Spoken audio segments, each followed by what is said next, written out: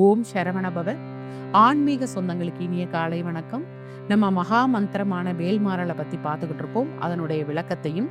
இப்போ அடுத்தபடியா வரக்கூடிய வரிகள் என்னன்னா, சினத்தவுணர் எதிர்த்தரண தளத்தில் வெகு குறைத்தலைகள் சிறுத்தி எகிரி கடித்து விழித்தளர மோதும். இது போர்க்களத்துல நடைபெற்ற விஷயத்தை பத்தி சொல்றாங்க. போர்க்களத்துல அசுரர்கள் எல்லாருமே முருகனை பார்த்து வெறியோட ஓடி வந்தாங்களாம். கண்களை உருட்டிக்கிட்டு பல்ல கடிச்சுக்கிட்டு ஆணு சத்தம் போட்டுக்கிட்டு வேகமா ஓடி வந்தாங்களாம்.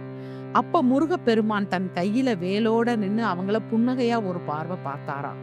அந்த பார்வையினுடைய ஒளி சூரிய ஒளி மாதிரி பிரகாசமாக இருந்ததாம் அவருடைய புன்னகை முகம். அதை பார்த்த உடனே எதிராளிகளுடைய சக்தி பலம் குறைந்து விட்டதாம் பாதி.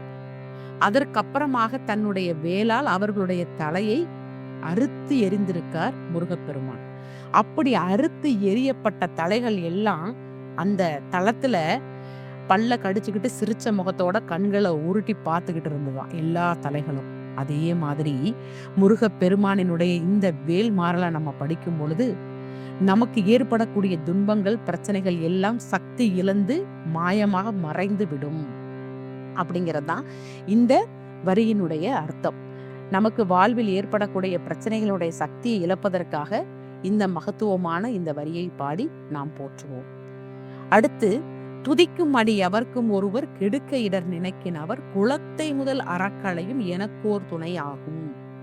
முருக பெருமானின் வேலை நம்பி பாடி துதிக்கும் அடியவர்களுக்கும் பக்தர்களுக்கும் எவரேனும் கெடுதல் நினைத்தால் அவர்கள் குலம் முதல் அறக்களைந்து விடும். அதாவது குலம் முதல் வேற அறுத்து விடுமா. அந்த எதிராளியினுடைய அந்த கெட்ட எண்ணம் உடைய தீயவர்களினுடைய தீய எண்ணத்தை வேற அறுத்து விடும். அவர்கள் குலம் முதல் அந்த தீய எண்ணங்களை வேற அறுத்து விடும். இந்த மகாமந்திரத்தினுடைய மகிமை அதுதான். அப்படி வேற அறுத்து நமக்கு துணையாக இருக்கும்.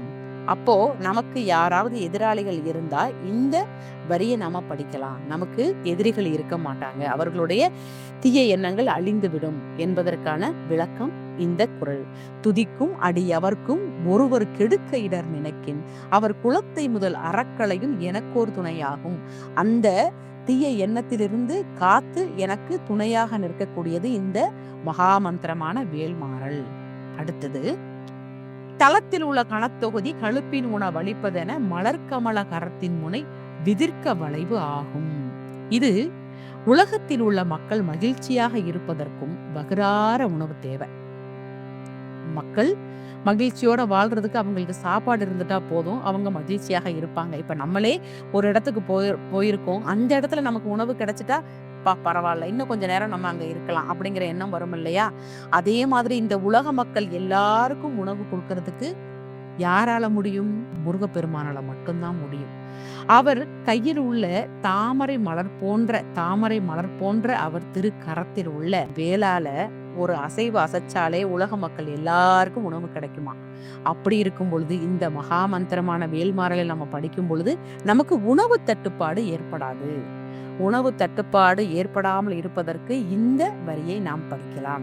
தளத்தில் உள்ள கணத்தொகுதி கழுப்பின் உணவளிப்பதென மலர்கமல கரத்தின் முனை விதிர்க்க வளைவு ஆகும்.